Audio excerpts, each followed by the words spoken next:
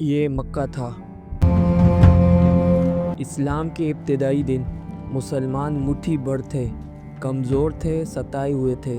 بھائیو، ہم کم ہیں مگر ہمت نہیں ہاریں گے، اللہ ہمارے ساتھ ہے۔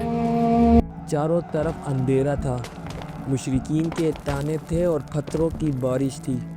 یہ پتھر ہمارے جسموں کو زخمی کر سکتے ہیں، ایمان کو نہیں ہے۔ نبی کریم صلی اللہ علیہ وآلہ وسلم اور صحابہ کرام رضی اللہ تعالیٰ عنہ مجمعین اللہ سے تعلق جوڑنا چاہتے تھے، اور چاہتے تھے کہ کوئی ایسا کلام ہو، کوئی ایسی دعا ہو جو زمین کو آسمان سے جوڑ دے، جو ٹوٹی ہوئی امیدوں کو پھر سے زندہ کر دے۔ صحیح مسلم کی روایت ہے کہ ایک بار حضرت جبرائیل علیہ السلام نبی کریم صلی اللہ علیہ وآلہ وسلم کے پاس بیٹھے تھے کہ اچانک اوپر سے ایک زوردار دھماکے کی آواز آئی۔ جبرائیل امین نے سر اٹھایا اور فرمایا، یا رسول اللہ صلی اللہ علیہ وآلہ وسلم، آج آسمان کا وہ دروازہ کھلا ہے جو آج سے پہلے تاریخ میں کبھی نہیں کھلا۔ تب ایک فرشتہ نازل ہوا جو اس سے پہلے کبھی زمین پر نہیں آیا تھا، اور وہ ایک ایسا نور لے کر آیا جو نہ تورات میں تھا، نہ زبور میں، اور نہ ہی انجیل میں۔ یہ قرآن کا تعارف تھا، یہ قرآن کا دل تھا، یہ تھی سورہ الفاتحہ۔ بسم اللہ الرحمن الرحیم، الحمدللہ رب العالمین۔ یہ صرف قرآن کا آغاز نہیں ہے، اسے ام الکتاب یعنی کتاب کی ماں کہا جاتا ہے۔ کیونکہ پورا قرآن اسی ایک سورت کی تشریح ہے۔ اگر قرآن ایک سمندر ہے تو سورہ الفاتحہ وہ کوزہ ہے جس میں پورا سمندر سما گیا ہے۔ ہم اسے روزانہ نماز میں 17 بار پڑھتے ہیں، رٹ لگا کر، تیزی سے، بنا سوچے سمجھے۔ لیکن کیا آپ جانتے ہیں کہ یہ سورت صرف الفاظ نہیں ہے، یہ ایک لائیو کال ہے آپ کے اور آپ کے رب کے درمیان۔ آئیے آج اس سورت کو اس طرح سمجھتے ہیں جیسے ہم اسے پہلی بار سن رہے ہوں۔ صحیح مسلم کی ایک حدیث نے مجھے ہلا کر رکھ دیا۔ نبی کریم صلی اللہ علیہ وآلہ وسلم فرماتے ہیں کہ اللہ تعالیٰ نے فرمایا، میں نے نماز یعنی سورہ الفاتحہ کو اپنے اور اپنے بندے کے درمیان آدھا آدھا تقسیم کر لیا ہے۔ ذرا تصور کریں، جب آپ نماز میں کھڑے ہوتے ہیں تو آپ اکیلے نہیں بول رہے ہوتے، اللہ آپ کو جواب دے رہا ہوتا ہے۔ کیسے؟ آئیے دیکھتے ہیں۔ جب بندہ کہتا ہے الحمدللہ رب العالمین، تمام تعریف اور شکر اس اللہ ہی کے لیے ہے جو تمام جہانوں کا پالنے والا ہے۔ ہمیں لگتا ہے کہ ہم نے بس ایک لائن پڑھی، لیکن آسمان کے اوپر اللہ تعالیٰ فرشتوں سے فرماتا ہے، میرے بندے نے میری تعریف کی۔ سوچئے، وہ بادشاہ جو اربوں کے کشاؤں کا مالک ہے، وہ آپ کی آواز سن کر آپ کا ذکر کر رہا ہے۔ آپ کہتے ہیں رب العالمین، اور صرف انسانوں کا رب نہیں ہے، وہ ایٹم کے اندر گھومنے والے الیکٹرون سے لے کر بلیک ہولز تک ہر چیز کا رب ہے۔ وہ آپ کی رگوں میں دوڑتے خون کو بھی کنٹرول کرتا ہے اور سمندر کی لہروں کو بھی۔ پھر بندہ کہتا ہے الرحمن الرحیم، ہو جو بے حد مہربان اور نہایت رحم والا ہے۔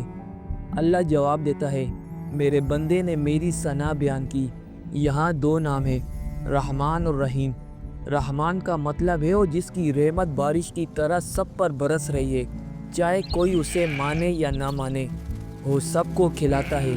اور رحیم کا مطلب ہے وہ جس کی رحمت خاص طور پر ماننے والوں کے لیے ہمیشہ رہے گی، یعنی وہ دنیا میں بھی کیئر کرتا ہے اور آخرت میں بھی تنہا نہیں چھوڑے گا۔ اب لہجہ بدلتا ہے، محبت کے بعد اب ہیبت آتی ہے۔ بندہ کہتا ہے مالک یوم الدین، وہ بدلے کے دن کا مالک ہے۔ اللہ فرماتا ہے، میرے بندے نے میری بزرگی بیان کی۔ یہ آیت ہمیں جھنجھوڑتی ہے۔ آج دنیا میں ہم سمجھتے ہیں کہ ہم مالک ہیں، یہ میرا گھر ہے، یہ میری مرضی ہے۔ آج عدالتوں میں جج بک سکتے ہیں، رشوت چل سکتی ہے، سفارش کام آ سکتی ہے، لیکن یوم الدین کے دن کوئی وکیل نہیں ہوگا، کوئی رشوت نہیں چلے گی، وہاں صرف المالک کی چلے گی۔ یہ آیت ہمیں بتاتی ہے کہ یہ زندگی ایک امتحانی ہال ہے اور رزلٹ کا دن آنے والا ہے۔ اب سورت کا دل آتا ہے۔ اب تک ہم اللہ کی تعریف کر رہے تھے، اب ہم اسے ایک معاہدہ کرتے ہیں، ایاک نعبد و ایاک نستعین، ہم صرف تیری عبادت کرتے ہیں اور تجھ ہی سے مدد مانگتے ہیں۔ اللہ فرماتا ہے، یہ میرے اور میرے بندے کے درمیان معاملہ طے پا گیا اور میرے بندے کے لیے وہی ہے جو اس نے مانگا۔ یہ بہت بھاری جملہ ہے۔ ایاک نعبد، یعنی یا اللہ میں پیسے کا غلام نہیں، میں باس کا غلام نہیں، میں اپنی خواہشات کا غلام نہیں، میں صرف تیرا غلام ہوں۔ ایاک نستعین، اور جب میں غلام تیرا ہوں تو مدد مانگنے کسی اور کے در پر کیوں جاؤں؟ ہم کتنے عجیب ہیں نا، سجدہ اللہ کو کرتے ہیں اور امیدیں لوگوں سے وابستہ کرتے ہیں۔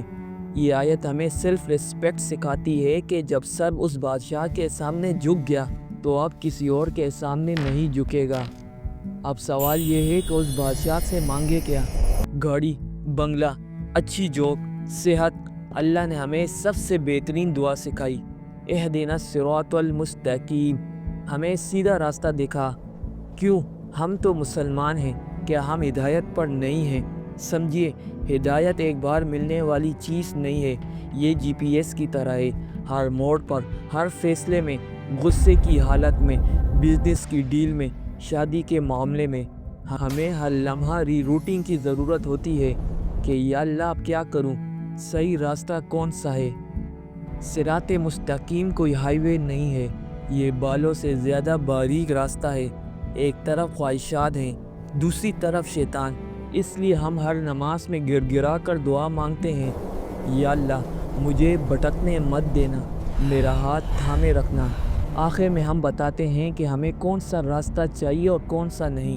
صراط الذین انعمت علیہم، ان لوگوں کا راستہ جن پر تو نے انعام کیا، یعنی نبیوں کا، سچوں کا، شہداء کا راستہ، اور لوگ جو کامیاب ہوئے۔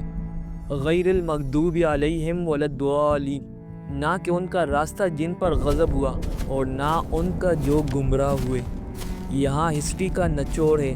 المغضوب، اور لوگ جنہوں نے سچ کو پہچانا مگر اپنی آنا، ایگو کی وجہ سے نہیں مانا، اور جانتے تھے کہ یہ غلط ہے مگر پھر بھی کیا، جیسے بنی اسرائیل کے کچھ علماء۔ الضالین، وہ لوگ جو جذبات میں تو تھے مگر نالج کے بغیر بھٹک گئے، انہوں نے اپنی مرضی کا دین بنا لیا۔ ہم اللہ سے کہتے ہیں، یا اللہ مجھے نہ تو ہو بنا جو جان بوجھ کر غلطی کرے اور نہ ہو بنا جو جہالت میں بھٹک جائے، مجھے بیلنس والا راستہ دکھا۔